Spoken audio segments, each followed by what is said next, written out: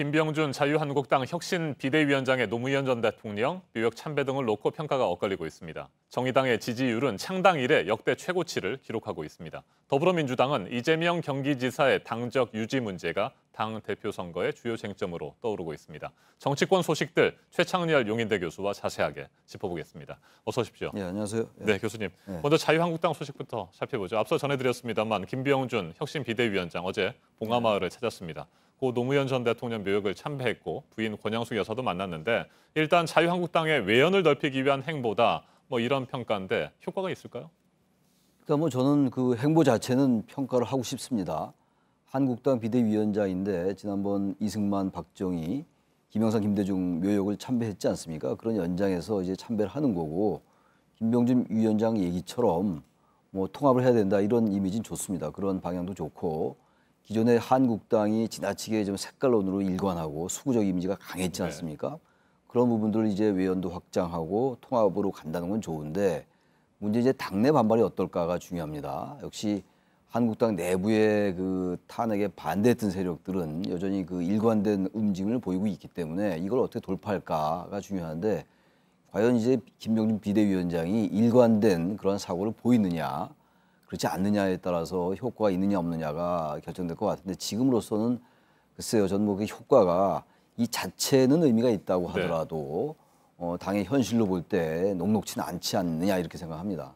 일부 친박계 의원들은 왜 지금 굳이 노 전 대통령 묘역을 참배했느냐 이런 반응을 보이고 있는데 여전히 당 내에 친박, 비박의 갈등이 있다 이렇게 볼 수 있을 것 같아요.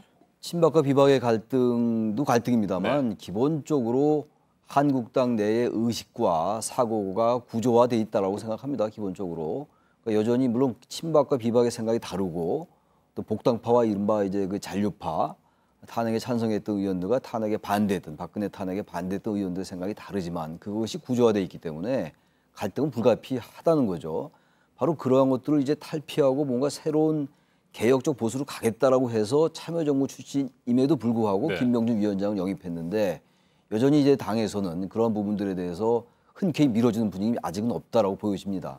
더 큰 갈등으로 이어질 가능성은 없다고 보십니까? 저는 더 큰 갈등으로 이어질 수 있다고 생각해요. 왜 그러냐면은 김병준 비대위원장이 제가 아까 말씀드린 바와 같이 자기가 생각하는 철학과 소신을 일관되게 의원들에게 전파시키고 설득해 나간다면은 그 탄핵에 반대했던 의원들의 생각을 조금 완화시킬 수가 있는데 그렇지 않고 지금처럼 너무 이렇게 혼선을 빚는 듯한 이러한 의식과 사고를 보이게 된다면 전 당내 갈등이 더 불거질 수 있다고 생각합니다. 역시 이 부분은 김병준 비대위원장의 리더십과 굉장히 관련된 문제라고 생각을 합니다. 일단. 김병준 위원장 자신을 노무현 우파라고 자칭하고 있습니다. 그러면서도 현 정부, 문재인 정부를 국가주의적이라고 비판을 하고 있는데 계속해서 현 정부와 대립각을 세우려는 의도도 보이는데 이건 왜 그럴까요? 그래서 국가주의라는 이제 그 화두를 꺼냈습니다. 그러니까 국가주의라는 그 프레임으로 뭔가 지난날이라 얼마 안 됐습니다만 지방선거 때까지 얘기인데 그때까지 그 한국당의 색깔론을 완화시킬 수는 있는데 지금 정부를 지나치게 국가주의로 비판하는 게 과연 얼마나 논리적 설득력을 갖느냐가 하나 있는 것이고요.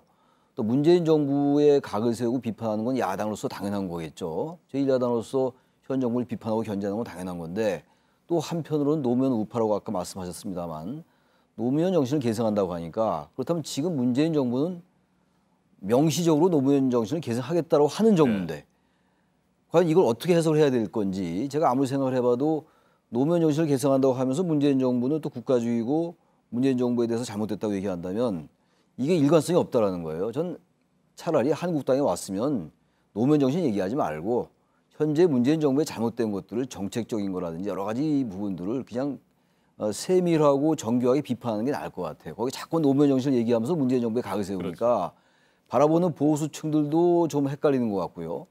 또 참여정부의 정책실장과 참여정부 때 교육부총리 했던 분으로서 당연하다고 볼 수 이해를 100번 한다 하더라도 그것이 과연 양쪽 보수 진보 또는 중도 진영에게 어떻게 비칠지 이런 부분들을 김병준 위원장이 일관된 좀 메시지를 전달할 필요는 있다고 생각을 합니다. 네, 정의당 얘기로 좀 넘어가 보죠. 고 노회찬 의원의 사망 이후에 당이 더욱 어려워질 것이다 이런 우려들이 있었습니다만 앞서 전해드린 대로 당 지지율은 역대 최고치를 기록했습니다. 어떤 민심들이 반영됐다고 보십니까? 정의당이 이제 2004년도에 원내 진출을 처음 했어요. 네. 17대 총선 때 열석으로 이제 원내 진입했죠. 그리고 난 다음에 상당히 진보 내부에서 분열도 있었고 진화도 있었습니다. 여러 가지 이제 실현도 있었고 그러면서 어쨌든 그런 과정 속에서 진보 정치가 추구했던 것, 사회적 약자나 소수 세력, 소외계층에 대해서 부단하게 목소리를 내왔던 것, 그러니까 사회적 갈등을 대표해 왔던 이런 부분들이 이제 유권자들에게 꼭 그쪽에 지역구 선거에서 투표하지 않은 유권자들에게도 이제 우리 정치의 진보적 가치는 필요하구나라는 인식이 많이 확산돼 있는 네. 거거든요. 그런 부분들이 이제 노회찬 의원의 족적으로 남는 것이고, 그래서 노회찬 의원의 그 불행한 일 있은 다음에 오히려 정말 정의당 같은 진보적 정당이 필요하다는 인식이 더욱더 강고해지는 측면이 있는 겁니다. 그렇기 때문에 입당하는 사람도 많아지고 후원군도 답지하고 지지율도 최고로 지금 나타난 거 아니겠어요? 저는 그런 점에서 물론 향후 이제 정의당이 하기에 따라서 달라질 수 있겠습니다만 진보 정당의 앞날은 지금까지의 스탠스를 일관된 흐름을 보인다면은 상당히 의미가 있는 그런 행보를 볼 수가 있는데, 중요한 건 역시 지금의 선거제도나 지금의 정치자금법 등 정치관계법에 의해서는 상당히 한계가 있지 않는가. 그래서 뭔가 이 진보 정치나 진보 정당이 의미 있는 정당 체계에서 역할을 하려면 제가 말씀드린 정치자금법도 그렇고 공직선거법도 그렇고 네. 좀 손을 볼 필요가 있지 않느냐. 제도화를 통해서 개선할 필요가 있다고 생각합니다. 예. 자, 더불어민주당 이재명 경기지사의 당적 유지 문제가 쟁점으로 떠올랐는데 다음 달 25일입니다. 그렇습니다. 당 대표 선거를 앞두고 네. 이게 뭐 어느 정도의 변수가 될 것으로 보십니까? 저는 이재명 지사에 대해서 김진표 후보가 쟁점화 시킨 거잖아요. 일단 뭐 본인이 결단해라, 이제 그 얘기는 최근에 불거진 특히 뭐 조폭 연루설 등 뭐 이런 여러 가지 그런 것들 때문에 탈당해라라는 말로 해석이 되는 거란 네. 말이죠. 저는 이 부분은 김진표 의원이 아무래도 친문 세력이 좀 비판적이잖아요. 그 이재명 지사에 대해서 지난 선거 때부터, 지난 대선 때부터 말이죠.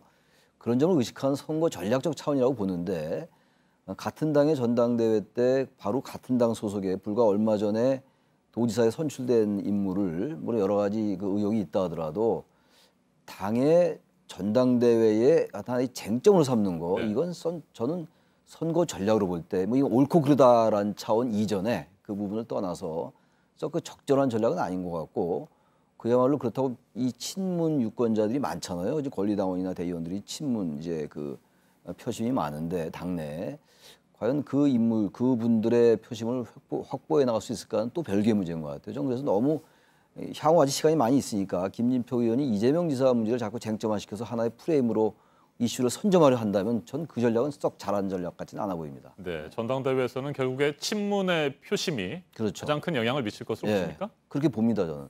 지금 대의원과 권리당원이 85%고 네. 15%가 일반 국민과 당원의 여론조사 아니겠습니까? 특히 권리당원의 70% 이상이 이제 친문 이제 인사들인데 아무래도 영향력이 클 거예요. 단지 이 전당대회 변수가 여러 가지가 있겠죠. 향후 당청 관계, 그리고 야당과의 협치 문제, 이런 것들을 어느 당대표가 잘할 것이냐가 표심을 가르는 기준이 되겠습니다만, 역시 친문의 표심의 향배가 전당대회 승부를 가를 것 같습니다. 알겠습니다. 최창열 교수님 말씀 잘 들었습니다. 네, 고맙습니다.